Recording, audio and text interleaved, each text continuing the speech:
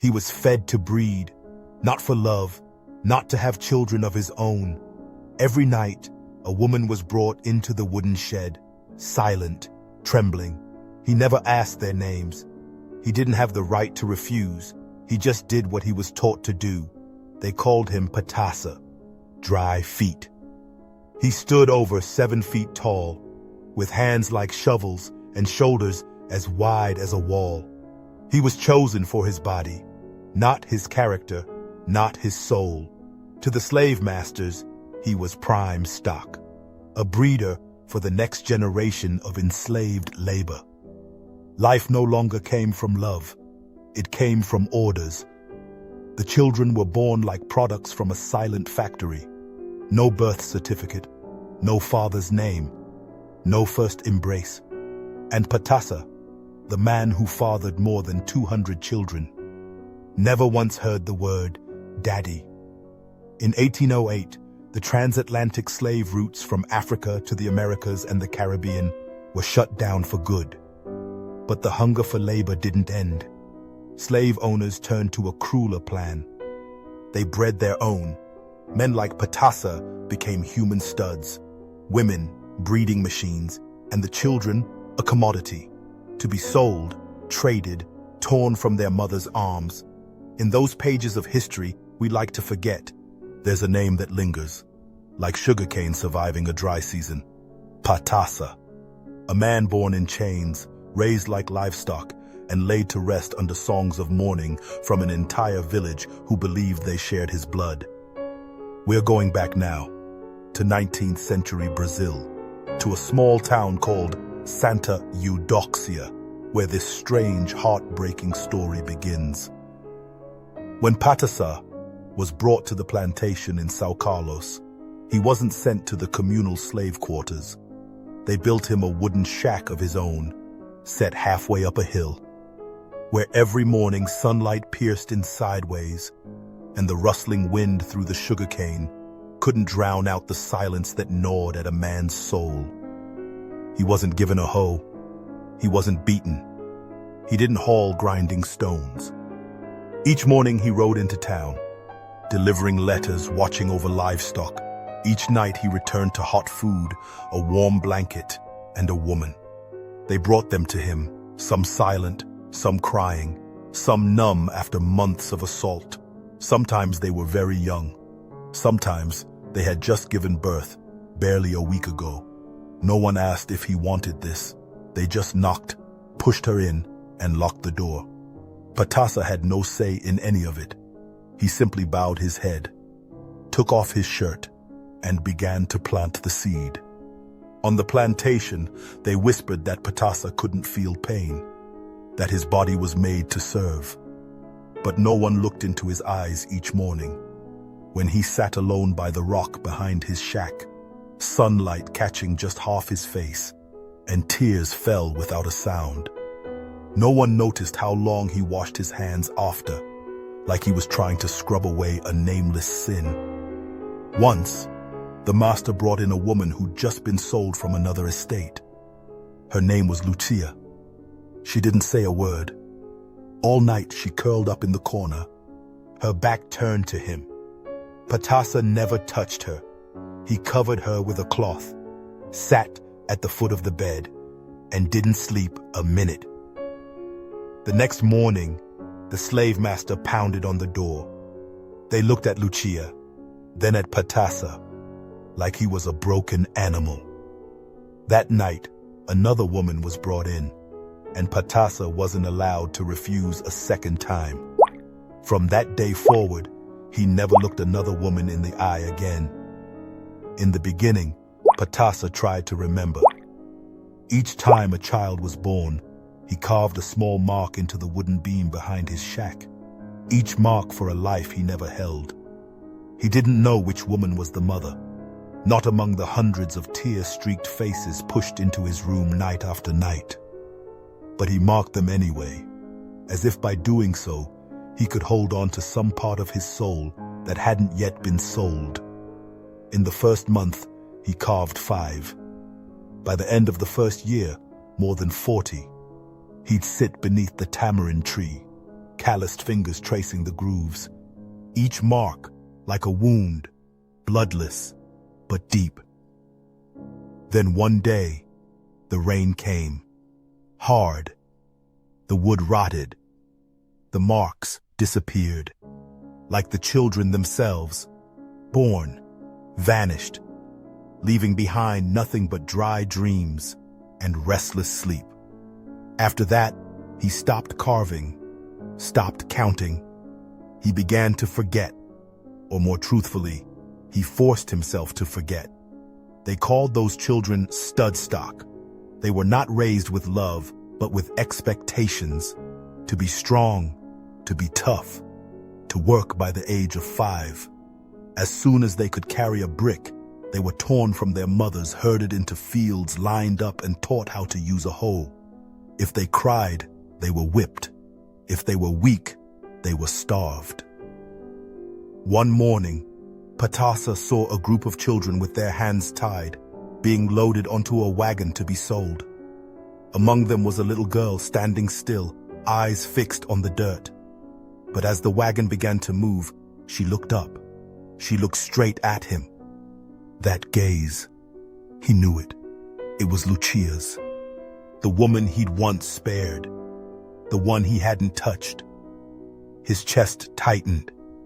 He stepped forward, then stopped.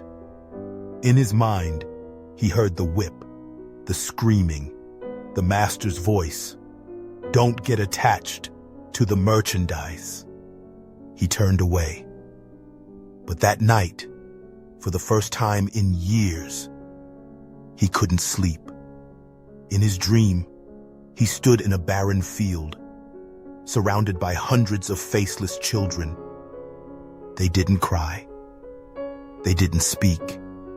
They simply reached out for him. When he bent down to hold the smallest one, it turned to sand, slipping through his fingers like time, like memory, like the right to be a father he never had. One day, while hauling water from the well, a small boy ran past. He tripped, fell hard, and burst into tears. His knees scraped and bleeding. Patasa stepped toward him, reached out, but his hand froze in midair. The boy looked up. That face. It was familiar, too familiar. It looked just like him when he was small. No one told him that was his son. No one gave him permission to even think it. But his body knew. His blood recognized its own. For a fleeting second, a warmth spread through him. Something tender and painful. But then the overseer cracked his whip against the ground. The boy was yanked away like a sack of grain. Patasa stood still, arms limp at his sides. That flicker of warmth was extinguished, not by the lash, but by the look that reminded him he wasn't allowed to be a man. That was his tragedy. Not the beatings, not the orders, but the 100 children he helped bring into the world, and not one was ever allowed to call him father. In 1888, Brazil abolished slavery. Patasa's master, an old weary Portuguese landowner, handed him a plot of land. A reward? A gesture of peace. A way to wash his hands clean after decades of using Patasa like a breeding machine. No one knows. But Patasa took it. He didn't say thank you. He didn't cry. He simply held the handwritten deed in his trembling hands. They shook not from emotion, but from shock. The shock of holding something that wasn't assigned to him, wasn't controlled by someone else. It was his, a piece of freedom, not yet a soul. He rebuilt his shack on that land, planted sugarcane, corn. He learned to make rapadura, raw cane sugar, and sold it at the market. People in the village began calling him Mr. Patasa. Children ran after his wagon shouting, "Hey, tall man!" For the first time, the sound of children laughing didn't make him flinch, but it didn't make him smile either. He hadn't forgotten. Then one day, she arrived. Palmyra.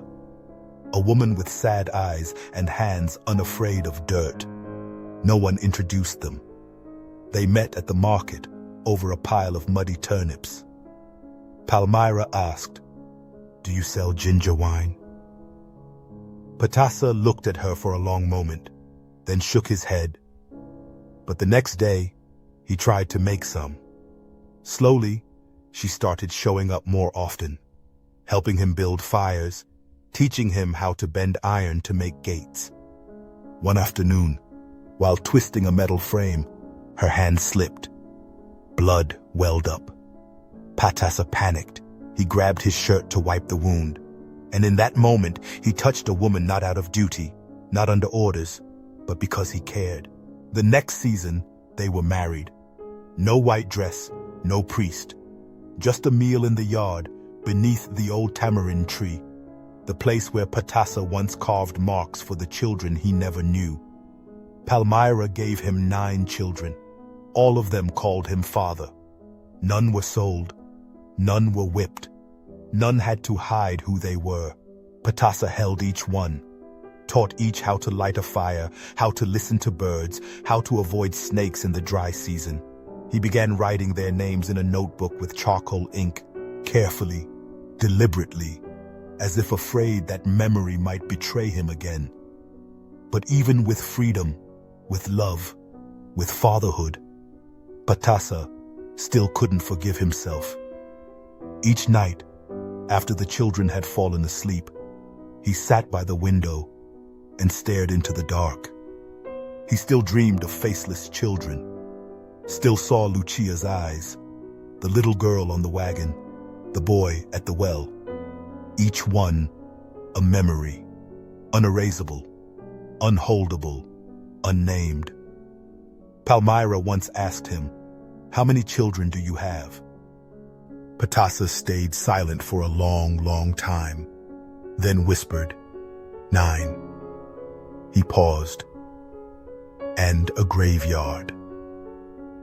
Patasa died on a quiet June morning, just as the sugarcane fields began to bloom. He wasn't sick, wasn't bedridden. He simply woke early, as he always did. Boiled water, swept the yard, sat down in the wooden chair by the window, and never got up again. Palmyra found him as the first light touched the roof. His eyes were still open, looking out across the misty fields, toward the place where nameless children had once been taken, had once become ghosts, haunting his sleep for half a century. The villagers came in waves. No one expected it. That a man once branded as mere stud, once nameless, once voiceless, would be mourned like a village elder. There were faces with high bridges to their noses, long legs, a familiar gait. They didn't know who they were, but something in their blood told them this man's heart had once beat for them. There was no priest at his funeral, but there were dozens of songs. Drums rose from the hands of black farmers, slow clapping, prayers that belonged to no church, only to grief. Patasa was buried beneath the old tamarind tree, the same one where he had once carved the names of children never allowed to call him father. No one carved patriarch on his stone. No one wrote good stock. Palmyra etched a single line. He was born a beast, but died a father. Months later, when the children were grown, Palmyra opened the small wooden chest that Patasa had always kept locked. There was no gold, no deeds, just a tattered brown notebook filled with crooked handwriting. Each page held a name, each name a birth date, no address, no mother's name, just the name, a simple defiant truth. They existed. On the last page, a single hurried line, the ink still smudged. Forgive me. I didn't know how to be a man, only how to plant. But I remember, all of you, even if none of you ever called me father. Palmyra closed the book, set it on the altar beside the only photo ever taken of him. A market day snapshot, smiling faintly beneath a straw hat, a bundle of sugarcane in hand. Since then, every year on the day of his death, villagers gather white stones and place them in a circle around his grave. Each stone a name never spoken, a soul never claimed, a child who once carried his blood, now returned to say the words he waited a lifetime to hear. I forgive you, Father. Pika never asked to become a symbol. He didn't want to be remembered for being 7 feet tall or for fathering over 200 children. He just wanted to be called Dad. Once, out of love, not obligation. But slavery didn't kill with whips or chains. It killed by stripping away the right to be loved, to be seen, to leave behind a trace as a whole human being. It turned fatherhood into a reproductive calculation, turned a child's first kiss into a commodity, priced and parted. And the most haunting part was never the number 200. It was forgetting every name, never daring to hold one, not being allowed to cry when they were sold like seed grain. So Patasa, the man turned into a stud, the father denied fatherhood, ended his journey with a death that didn't hurt and an apology that didn't need words. His name was never written on birth certificates. It lives instead in the breath of a village, in the eyes of men who don't know they share his blood, and in the dark chapter of history we are not allowed to forget. We tell this story not to mourn the past, but to confront a system that once treated black bodies as things to be bred, displayed, and priced like livestock. And to remind ourselves, that kind of cruelty didn't begin with a whip. It began with silence. If your heart feels heavy after hearing this story, please like, subscribe, and share this episode. Because somewhere, in some family line, some quiet village, there may still be children who don't yet know they came into this world through a father like Pika, quiet, unseen, but who gave everything to plant a life. And if you grew up with a father who didn't say much, didn't hug often, but whose every act whispered in its own quiet way, I'm here. Leave us a comment below. We'd love to hear your story.